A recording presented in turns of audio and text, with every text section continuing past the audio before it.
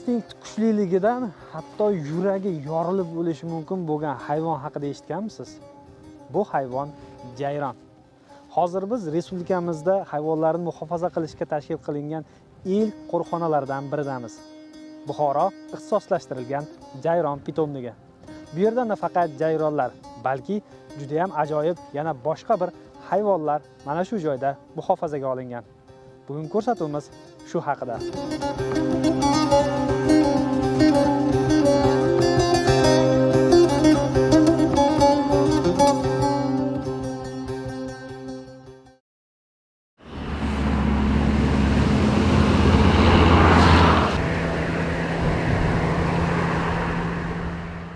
O'simliklar va hayvonlarning ayrim turlariga zarur sharoit yaratish yo'li bilan ularni saqlab qolish, takror ko'paytirish va tiklash uchun mo'ljallangan muhofaza etiladigan tabiiy hududlar tabiiy pitomniklar hisoblanadi.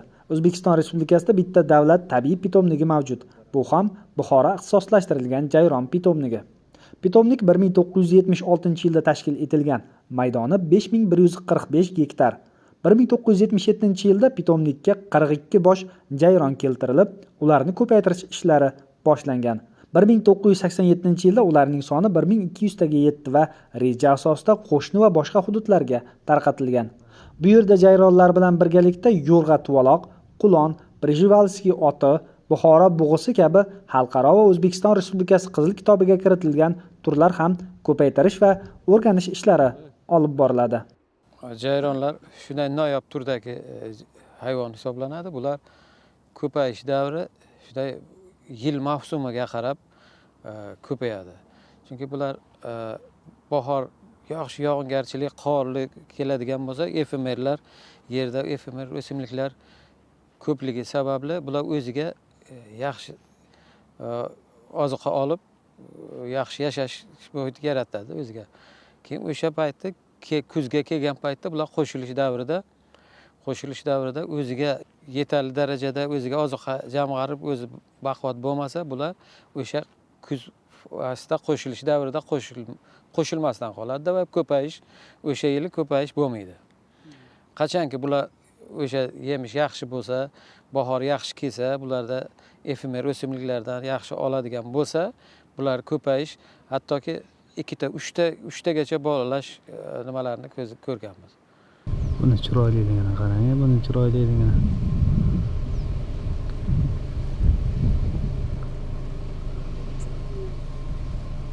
Jayronlar to'da bo'lib yuradi, faslga qarab yuradi. Faslda o'sha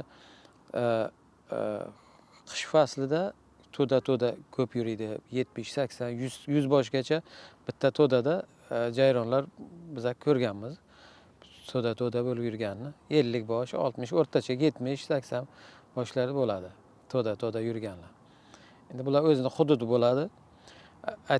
Hozir aytganimdek, o'sha qo'shiladigan davrda o'zlariga bular hudud tanlaydi.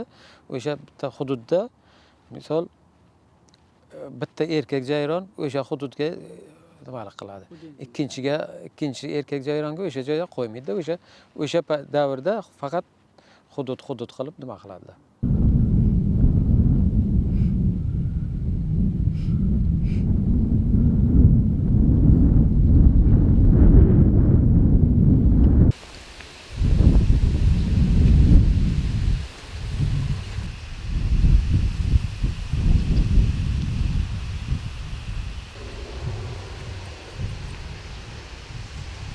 Menga Buxorodagi jayron pitomnigini tasvirga olish kerak deyishganda, tasavvurimda kichkinagina bir joy tasavvur qilgandim, lekin men tasavvur qilgandan anchagina bu hudud katta bo'lib chiqyapti. Mana bu ortimda turgan ko'l chiroyli ko'l deb ataladi. Bunga o'xshagan ko'llar bu atrofda 3 ta.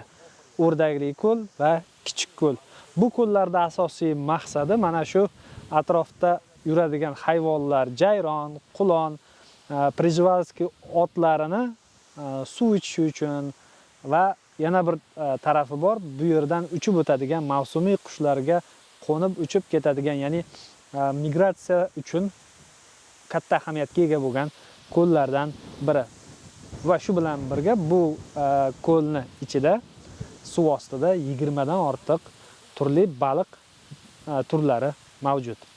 Markaz atrofi yirtqichlarning ichkariga o'tishiga to'siq bo'lishi uchun 36 kilometrli maydon balandligi 2 metr bo'lgan sim to'r bilan o'ralgan. Bizlarda saksovul turi ikki xil bo'ladi. Oq saksovul, qora saksovul. Mana bu saksovullarimiz bir 15-20 yil bo'lgan saksovul. Yil oshgan. Saksovulni bunaqa kattaligini Saksovul o'zi aslida butta bo'ladi. Butta, daraxt bo'lmaydi bu. Bu qarang, sharoit nima qilgani uchun daraxtda bu nima qilgan o'ziga.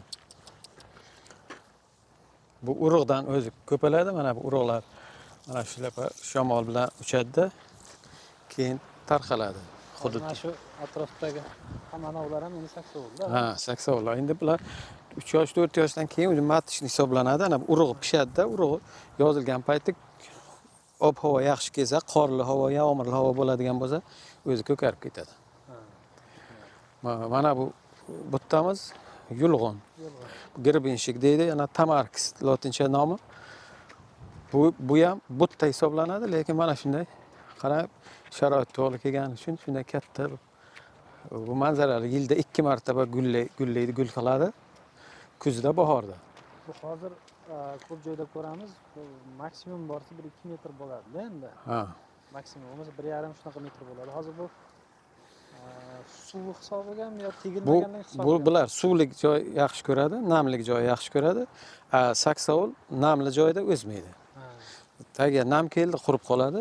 Bular nam yaxshi ko'radigan o'simlik turi hisoblanadi. Hozir qayerga keldik?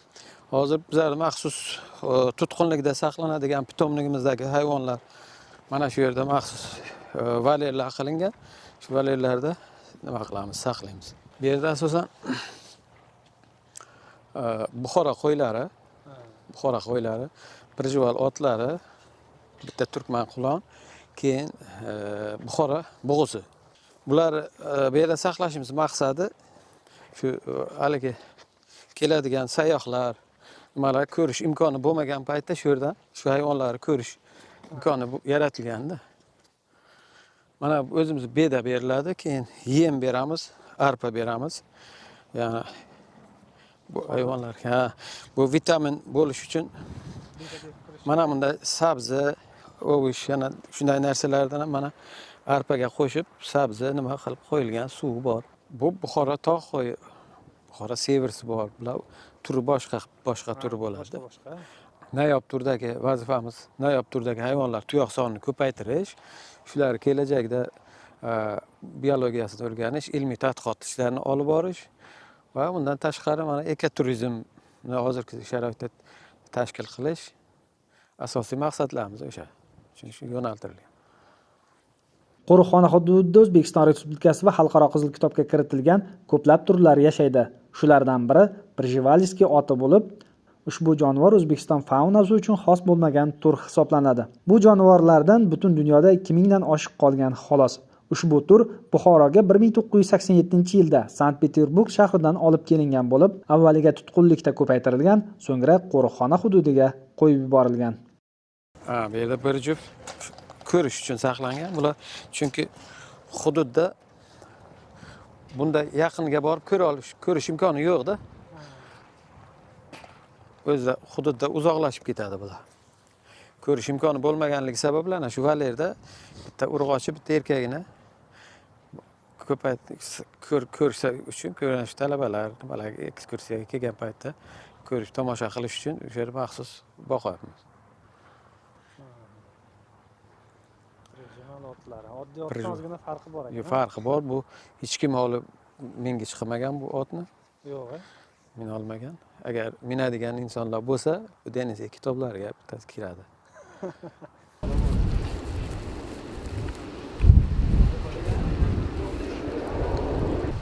Hozir biz turgan joyda mana bu jayronlar va Buxoro tog' qo'yi, shundayda Buxoro tog' qo'yi va jayronlar onasidan tug'ilgandan keyin 3 oygacha mana shu joyda sut berib boqiladi.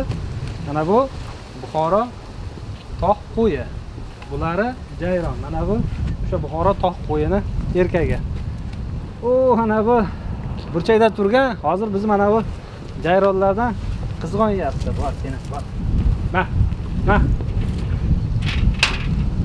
Hozir yoniga mana qolganlari borib olganligi uchun bu yoqqa kelmayapti. Hozir yoniga yaqinlashadigan bo'lsa menga tashlanadi.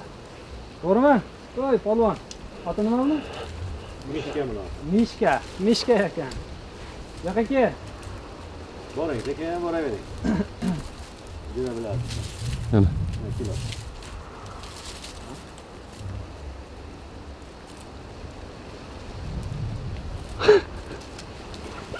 Qoch.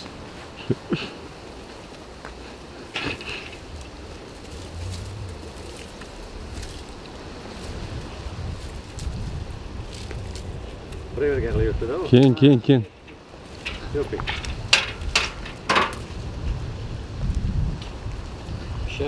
Shef, tamam. Qoch.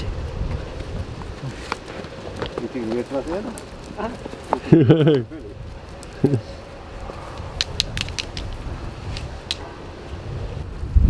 Yo'sa men bilan olishuvdi. Afsuski operatorimiz zaps qilmagan ekan. Hozir olishgandan keyin sezib qoldi-da kimligini shunga. Ha.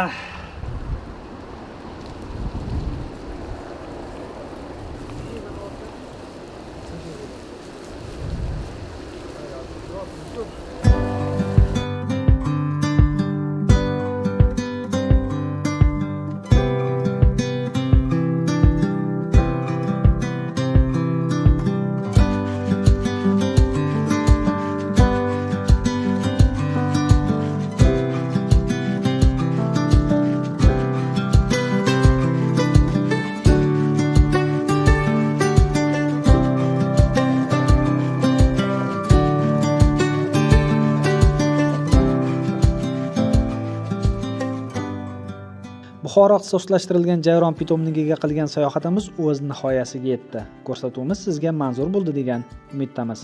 Ko'rsatuvimizga like bosing va izohlar qoldiring. Obuna bo'lishni esa unutmang. Keyingi ko'rsatuvlarda ko'rishguncha xayr.